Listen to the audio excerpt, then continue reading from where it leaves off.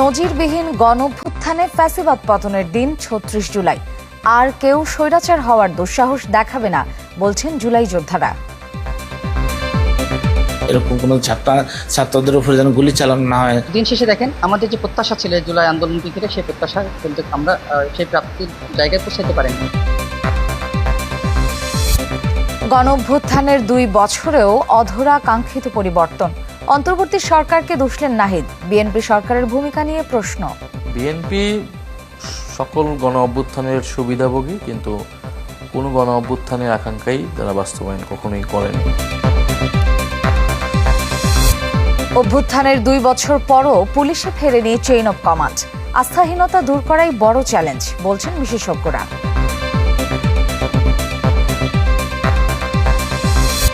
জুলাই স্মৃতি জাদুঘর চালু হচ্ছে আজ। নাশকতার শঙ্কায় দেশ জুড়ে নিরাপত্তা। হাসিনার বক্তব্য গণমাধ্যমে প্রচার হলে ব্যবস্থা।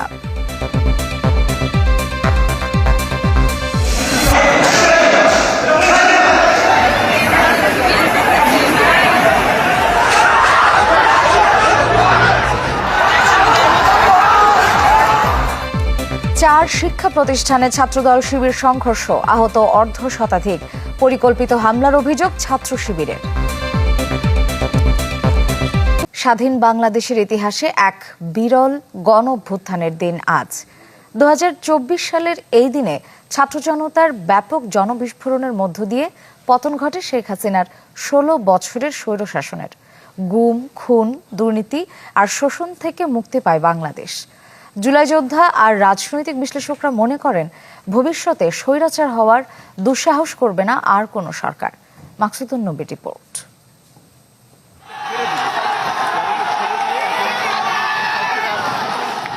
একটি সিজদা আমরা দেখতে পাচ্ছি, সেনা সদস্যরা তাদেরকে রাস্তা ছেড়ে দিল। একটি রক্তক্ষয়ী বিপ্লব জয়ের প্রথম মুহূর্ত।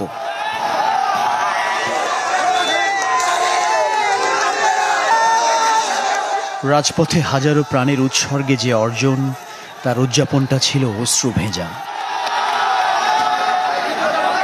অগ্নিগর্ভ হয়ে ওঠা শহরটা ভেসেছিল বাঁধ ভাঙা উল্লাসে, যেন নতুন করে পাওয়া স্বাধীনতার স্বাদ।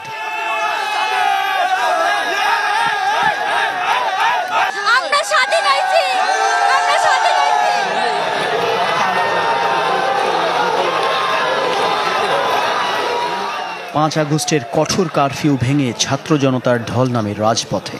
যেন মৌচাকে ঢিলের আঘাতে ঝাঁকে ঝাঁকে বিক্ষুব্ধ মৌমাছিরা পিছু নিয়েছিল অভিন্ন শত্রুর।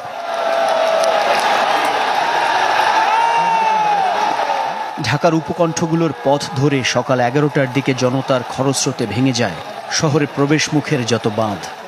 ব্যারিকেড তুলে নেয় সেনাবাহিনী। ২০-৩০ মাইল পথ পায়ে হেঁটে গণভবনের দিকে এগিয়ে চলে লাখ লাখ মানুষ। দুপুর গড়াবার আগেই খবর আসে, বাংলাদেশের সীমানা ছেড়ে পালিয়েছেন ১৬ বছরের স্বৈরশাসক শেখ হাসিনা। মুহূর্তে এই বিক্ষোভ মিছিলটা পরিণত হয়ে গেল বিজয় উৎসবে। সেই ৫ই অগস্টে আপনি খেয়াল করেন, লক্ষ লক্ষ মানুষ রাস্তায়। শেখ হাসিনা এবং তার পরিষদরা পালিয়ে যাচ্ছে। কেউ কচুরিপানার নিচে পালাচ্ছে, কেউ বাথরুমে পালাচ্ছে, কেউ লুকিয়ে যাচ্ছে। আপনি ভাবতে পারেন সেই লোকগুলো যারা দম্ভ নিয়ে কথা বলতো, যারা বলতো কোথায় পালাবো, ইতিহাস দেখিয়ে দিল দম্ভের পতন হয়। গণভবন নামের প্রতাপশালী সেই লাল দালান সেদিন দখলে নিয়েছিল গণমানুষ। ফ্যাসিবাদের রেখে যাওয়া চিহ্নগুলো নিয়ে রীতিমতো ছেলে খেলায় মেতে ওঠে বিক্ষুব্ধ জনতা। গণতন্ত্রের নামে একদলের শাসন আর শাসনযন্ত্রের দুর্নীতি অনিয়মের কেন্দ্রবিন্দু হয়ে ওঠার সংসদের ভেতরে ঢুকে যায় সাধারণ মানুষ। ১-২ বছরে আমরা যতটুকু পরিবর্তন চেয়েছিলাম, এটা হয়তো ৫ থেকে ১০ বছর লাগতে পারে। তবে এর আগে যেভাবে একটা দল স্বৈরাচার হয়ে উঠতে পেরেছিল, এটা আগামীতে কারোরই এই সুযোগটা থাকবে না। জুলাই অবশ্যই সফল। যদি জুলাই সফল না হতো, তাহলে ফ্যাসিস্ট দেশ থেকে পালিয়ে যেত না। একটি সুন্দর গণতান্ত্রিক রাষ্ট্র বিনির্মাণ হওয়ার যে স্বপ্ন ছিল গোটা বাংলাদেশের মানুষের, সেটার সূচনা হতো না।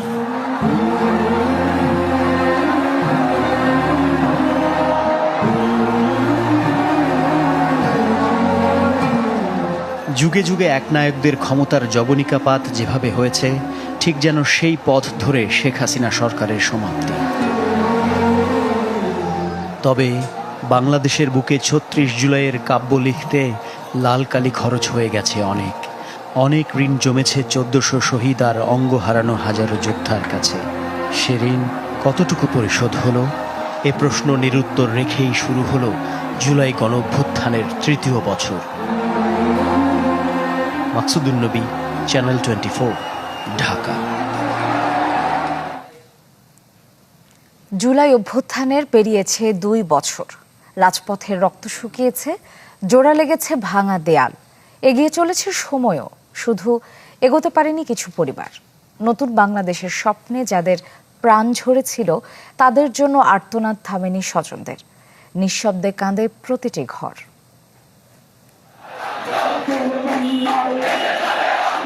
কোটা সংস্কার থেকে সরকার পতনের আন্দোলন ২০২৪-এর আগস্টে উত্তাল হয়ে ওঠে কুষ্টিয়ার রাজপথ।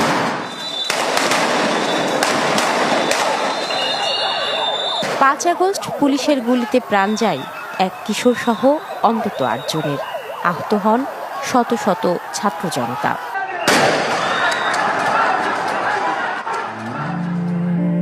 সেদিন বাড়ি থেকে কাজের উদ্দেশ্যে বের হন দিনমজুর আশরাফুল ইসলাম।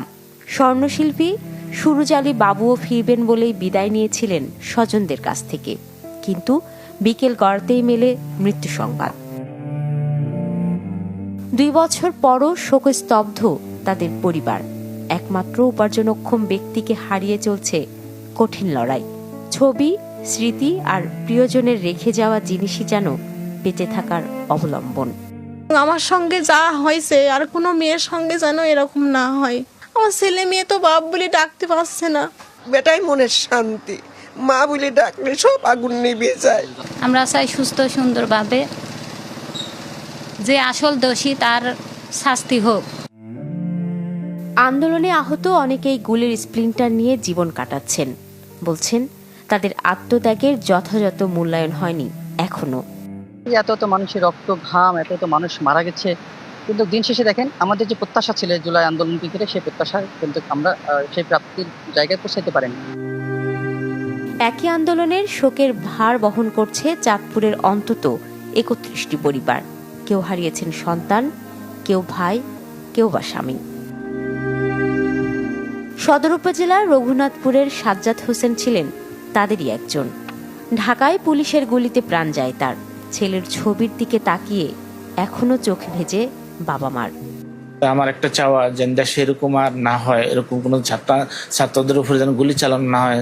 যে আমার বুক খালি করছে বিনা অপরাধে, আমি তার বিচার চাই। জুলাই শহীদ পরিবার যারা আছেন, ৩১ জন শহীদ পরিবার, তাদের আমরা নিয়মিত আমাদের জেলা প্রশাসনে যোগাযোগের মধ্যে রেখেছি এবং তাদের বিভিন্ন সমস্যা সমাধানে আমরা গত ২ বছর ধরে চেষ্টা করেছি।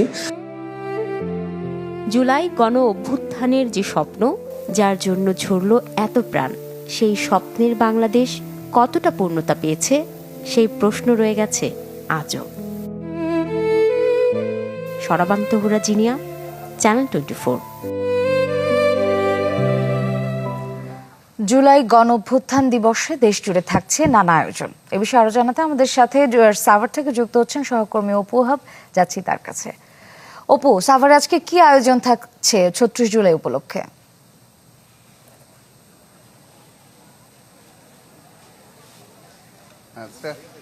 সাভার আপনি জানেন যে জুলাইয়ের যে আন্দোলন যখন থেমে যাচ্ছিল তখনও কিন্তু জাহাঙ্গীরনগর উত্তাল ছিল।